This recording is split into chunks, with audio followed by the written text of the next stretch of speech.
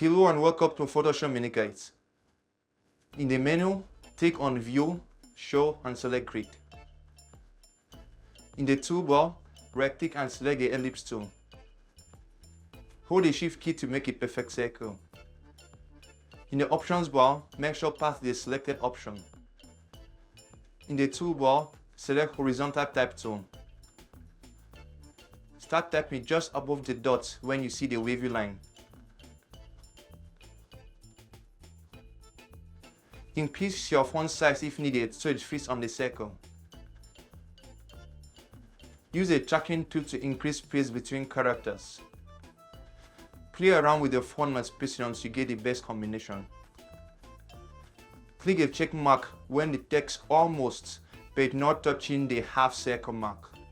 Select a path selection tool. Place the cursor at the center of the circle and align it. Right-click on the text layer and duplicate it, or move the text layer over to the layers icon to duplicate it. Select our duplicate text layer and the path selection tool. Place the cursor outside at the top of the circle, and when the right arrow becomes visible, there are two options, and the second option is a better and easy approach. Option 1. Move the text clockwise to the bottom and move the cursor and text inside the circle. Option 2 is a better approach. When the text is at the center outside the circle, move it downwards in a straight line and click once. Select the text tool and change the text. When you are done, use the path selection tool to move the text to the center.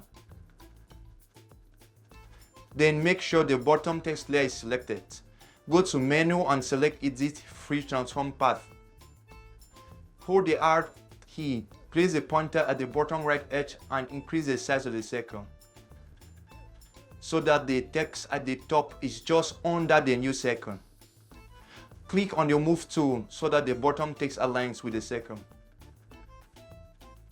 Select the Path Selection tool and move the text along the circle so it aligns properly. You can also use the tracking tool to increase the space between characters. To hide the grid lines, go to Menu, then select View, Show and Grid. To make the background transparent, click on the lock to unlock a layer. Double-click the layer thumbnail to display the layer style menu. Reduce general blending opacity and advanced blending fill opacity to 0. To change the background color, first increase the opacity, then select Edit Fill. In the Content drop-down, select a color and change the color. To change the text color, select Text tool from the toolbar and select the text. In the Options bar, select your desired color. Click a check mark when you are done. Do the same for the bottom text.